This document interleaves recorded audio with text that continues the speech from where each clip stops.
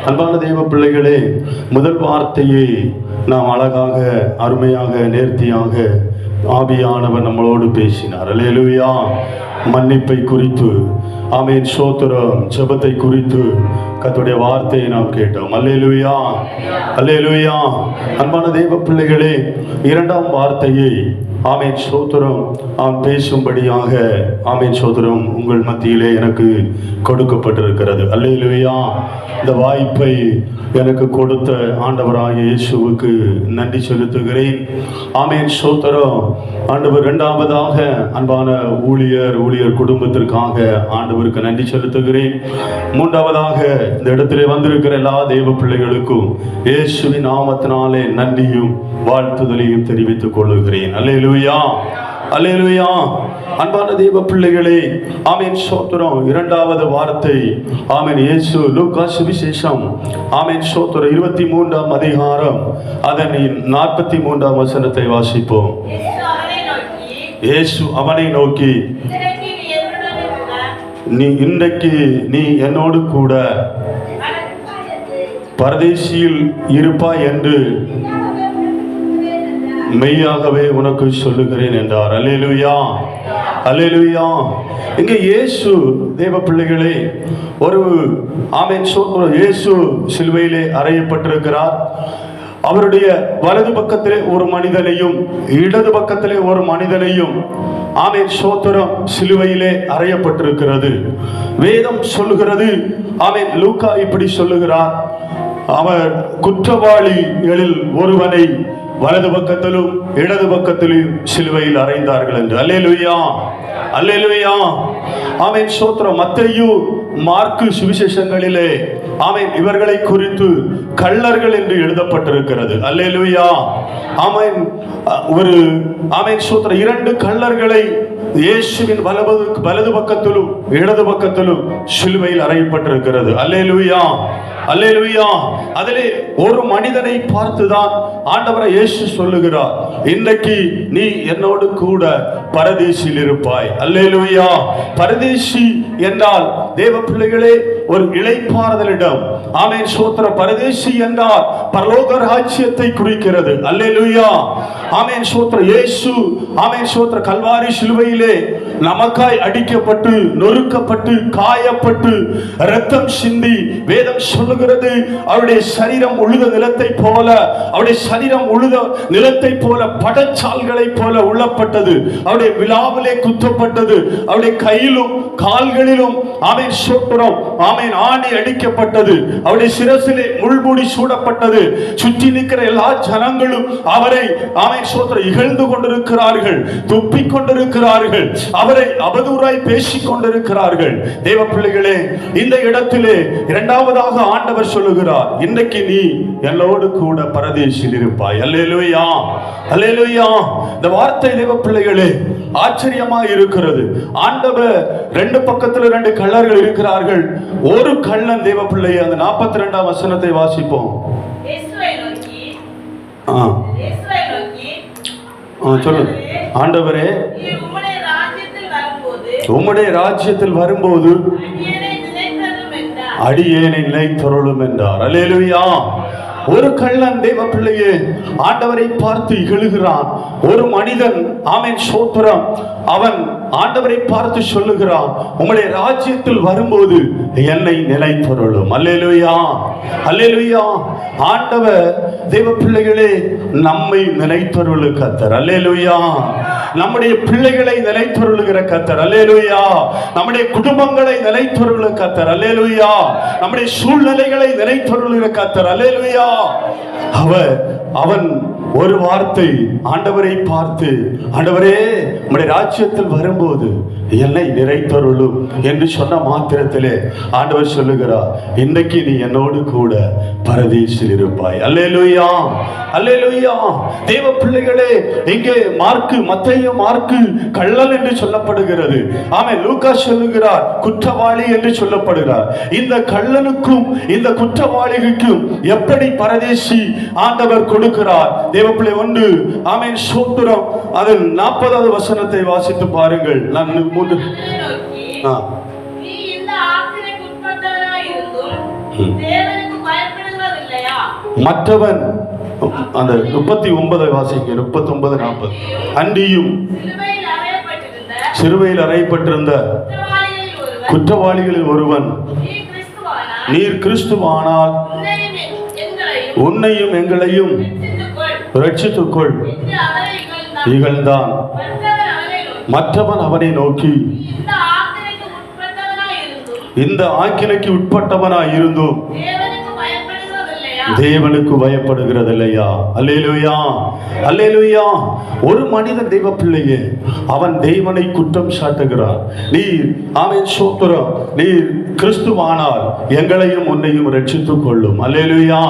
ஒரு மனிதன் ஆமென் ஸ்தோத்திரம், அவனை கடிந்து கொண்டு அவனை சொல்லுகிறான், அவன் நீ தேவனுக்கு பயப்படுகிறது இல்லையா? அல்லேலூயா.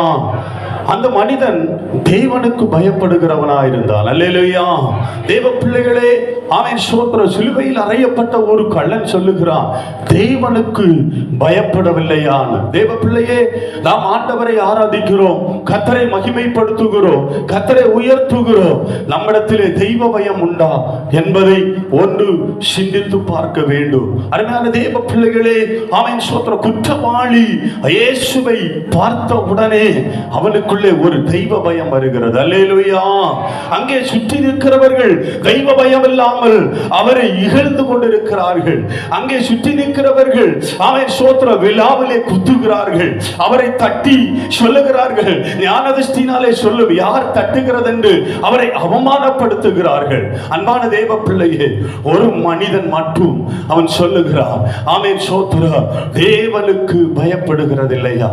நாம் தேவனுக்கு பயப்படும் போது நம்முடைய குடும்பங்கள், நம்முடைய பிள்ளைகள் ஆசீர்வதிக்கப்படும். அல்லேலூயா, அல்லேலூயா. தேவ பிள்ளையே, ஆமென் ஸ்தோத்திரம், வேதம் சொல்லுகிறது, ஆமென் ஸ்தோத்திரம், ஆமென், வேதம் சொல்லுகிறது, கர்த்தருக்கு பயந்து அவர் வழியில் நடக்கிற மனுஷன் பாக்கியவான். அல்லேலூயா, அல்லேலூயா. கர்த்தருக்கு அவன் எந்தெந்த மனுஷன் அவர் வழியில் நடக்க பிரயாசப்படுகிறானோ அவன் பாக்கியவான். அல்லேலூயா, அல்லேலூயா.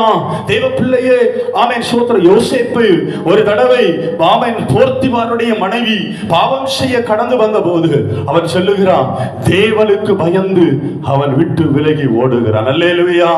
யார் யார் தேவனுக்கு பயந்து ஆமென் தேவ பிள்ளைகளே பாவத்தை விட்டு, சாபத்தை விட்டு, உபத்திரவத்தை விட்டு, துன்பங்களை விட்டு, துயரங்களை விட்டு ஓடி போவோமா அவர்கள் பாக்கியவான்கள். அல்லேலூயா, அல்லேலூயா. தேவ பிள்ளையே, வேதம் யோபுவை குறித்து வேதம் சொல்லுகிறது, அவன் ஆமென் உத்தமன், சன்மார்க்கன், தேவனுக்கு பயப்படுகிற மனிதன். அல்லேலூயா. தேவனுக்கு பயப்படுகிற ஆமென் ஸ்தோத்திரம் யோபுவுக்கு தான் இரட்டிப்பான நன்மையை ஆண்டவர் கொடுத்தார். அல்லேலூயா, அல்லேலூயா. தேவனுக்கு அவன் பயப்படுகிறவனாய் இருந்தான். அதனாலதான் அந்த கள்ளன் பரதேசிக்கு ஆயத்தம் உள்ளவனாய், பரதேசிக்கு ஆமென் ஸ்தோத்திரம் அவன் தகுதி உள்ளவனாய் காணப்பட்டான். அல்லேலூயா. நாம் தேவனுக்கு பயப்பட்டோமானால் தேவ பிள்ளையே, நாம் ஆசீர்வதிக்கப்படுகிறது மட்டுமல்ல, அந்த இயேசு இருக்கிற அந்த பரதேசியிலே, அந்த இளைப்பாறுதலிலே நம்மையும் கர்த்தர் சேர்த்துக் கொள்ளுவார். அல்லேலூயா, அல்லேலூயா. அன்பான தேவ பிள்ளைகளே, அவன் இரண்டாவதாக ஆமென் ஸ்தோத்திரம் 41 அந்த 41ஆம் வசனத்தை வாசிங்கள். நாமோ நியாயப்படி தண்டிக்கப்படுகிறோம், நாம் நடப்பித்தவைகளுக்கு தக்க பலனை அடைகிறோம். இவரோ தகாதது ஒன்றையும் நடப்பிக்கவில்லை. அல்லேலூயா. இரண்டாவதாக அந்த கள்ளன் ஆமென் அந்த குற்றவாளி சொல்லுகிறான், நாமே நடப்பித்தவைகளுக்கு தக்க பலனை அடைகிறோம். அல்லேலூயா. அவன் தன்னுடைய குற்றத்தை தேவ பிள்ளைகளே அவன் உணர்கிறதை பார்க்கிறோம். அல்லேலூயா. அவனுடைய பாவத்தை அவன் உணர்கிறதை பார்க்கிறான். அல்லேலூயா. ஒரு கள்ளன் அவனுடைய குற்றத்தை உணராதபடி ஆமென் ஸ்தோத்திரம் அவன் இயேசுவை நிந்திக்கிறான். ஒரு கள்ளன் தேவ பிள்ளையே அவருடைய குற்றத்தை உணர்கிறான். ஆமென் ஸ்தோத்திரம் நடப்பித்தவைகளுக்கு, நாம் செய்த பொல்லாப்புக்கு, நாம் செய்த துன்மார்க்கத்திற்கு, நாம் செய்த நீதி கேடான காரியங்களுக்கு, நாம் செய்த ஆமென் ஸ்தோத்திரம் ஆமென் கள்ளமான காரியங்களை செய்ததற்கு, நாம் செய்த பாவமான கிரியைகளுக்கு தக்க பலனை அடைகிறோம். அல்லேலூயா, அல்லேலூயா. அநேகர் அப்படித்தான் தேவ பிள்ளைகளே, தான் செய்கிற பாவத்துக்கு தக்க பலனை அவர்கள் அடைந்தாலும் தேவ பிள்ளைகளே அவர்களை சிந்தித்து பார்ப்பதில்லை, அதை யோசித்து பார்ப்பதில்லை. பிள்ளைகள் ஆமென் ஸ்தோத்திரம் மனம் போல ஜீவித்துக் கொண்டிருக்கிறார்கள். குடும்பத்திலே மனம் போல வாழ்க்கை வாழ்ந்து கொண்டிருக்கிறது. மனம் போல பாவத்திலும் சாபத்திலும் ஆமென் ஸ்தோத்திரம் அடிமைத்தனத்திலும் வாழ்ந்து கொண்டிருந்தாலும் ஆமென் ஸ்தோத்திரம் அதை குறித்து சிந்திப்பதே இல்லை. அல்லேலூயா, அல்லேலூயா. இன்னைக்கு தேவ பிள்ளைகளே ஆண்டவர் சொல்லுகிறார், நாம் தக்க பலனை ஆமென், அது கள்ளன் சொல்லுகிறார், தக்க பலனை அடைகிறோம். ஆமென் ஸ்தோத்திரம். வேதம் சொல்லுகிறது, பாவத்தை மறைக்கிற மனிதன் வாழ்வடைய மாட்டான், அவைகளை அறிக்கை செய்து விட்டு விடுகிறவனோ இரக்கம் வருவான். இன்னைக்கு தேவ பிள்ளைகளே நம்முடைய வாழ்வில் இருக்கிற குற்றங்களை குறைகளை ஆமென் ஸ்தோத்திரம் தேவ சமூகத்திலே ஆண்டவருடைய முன்னிலையிலே கள்ளன் அறிக்கை செய்தது போல நாமும் அறிக்கை செய்தோமானால் பாவங்களை மறைக்காதபடி பாவங்களை ஆமென் ஸ்தோத்திரம் அவரிடத்தில் ஒப்பு கொடுக்கும் போது கர்த்தர் நம்மையும் பரதேசி என்கிற விளை பாறுதலிலே நம்மையும் கொண்டு போய் சேர்ப்பார். அல்லேலூயா, அல்லேலூயா, அல்லேலூயா. தேவ பிள்ளையே, பாவத்தை மறைக்கிற மனிதன், பாவத்தோடு வாழுகிற மனிதன், பாவத்தோடு சேருகிற மனிதன், பாவத்தை சிந்தித்துக் கொண்டிருக்கிற மனுஷன், பாவத்தை உடன்படுகிற மனிதன் ஒரு காலம் அவன் வாழ முடியாது. ஒரு காலம் அவன் பரதேசி என்கிற உழைப்பாறுதலிலே கடந்து போக முடியாது. வேதம் சொல்லுகிறது, பாவம் அவனை கொல்லும். அல்லேலூயா. பாவம் அவனை அழிக்கும். அல்லேலூயா. பாவம் அவனை அக்கிரமத்திலே தீமையிலே மரணத்திலே கொண்டு போய் விடும். அல்லேலூயா. அதை அந்த கள்ளன் உணர்ந்து கொண்டு அவன் சோதரன் அவன் சொல்லுகிறார், அவன் சோதரன் நாம் தக்க பலனை அடைகிறோம். அவன் பாவத்திலிருந்து அவன் மனம் திரும்பினான். அல்லேலூயா. அவனை பார்த்துதான் ஆண்டவரை இயேசு சொன்னார், இன்றைக்கு நீ பரதீசில் என்னோடு இருப்பாய். அல்லேலூயா, அல்லேலூயா.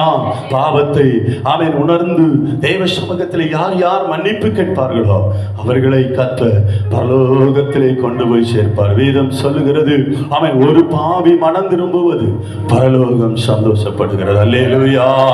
இயேசு உற்று பார்க்கிற மனுபுத்திரரை அவர் கண்ணோக்கி பார்க்க கர்த்தரை தேடுகிற உணர்வுள்ளவன் உண்டோ என்று கர்த்தர் பார்க்கிறார். இன்றைக்கு அவன் இந்த இடத்திலே வந்திருக்கிற தேவ பிள்ளைகளே, கர்த்தரை தேடுகிற உணர்வுண்டோ, பாவத்தை கேட்கிற உணர்வுண்டோ என்று கர்த்தர் கண்ணோக்கி பார்க்கிறார். பரலோகம் சந்தோஷப்படுகிற ஒரு காரியத்தை நம்முடைய வாழ்வில் செய்தார் எத்தனை இன்பமானது. அல்லேலூயா, அல்லேலூயா. மூன்றாவது தேவ பிள்ளையே, ஆமென் ஸ்தோத்திரம். 42ஆம் வசனத்தை வாசியுங்கள். இயேசுவை நோக்கி, ஆண்டவரே உம்முடைய ராஜ்யத்தில் வரும்போது அடியேனை நினைத்தருளும் என்றார். அல்லேலூயா. தேவ பிள்ளையே, மூன்றாவதாக இந்த கள்ளன் செய்கிற காரியம் ஆமென் ஸ்தோத்திரம், அவன் ஆண்டவருக்கு ஒரு ராஜ்யம் உண்டு. அவர் ஆமென் ஸ்தோத்திரம் அவர் ஒரு ராஜ்யத்தை நமக்காக ஏற்படுத்தி இருக்கிறார்.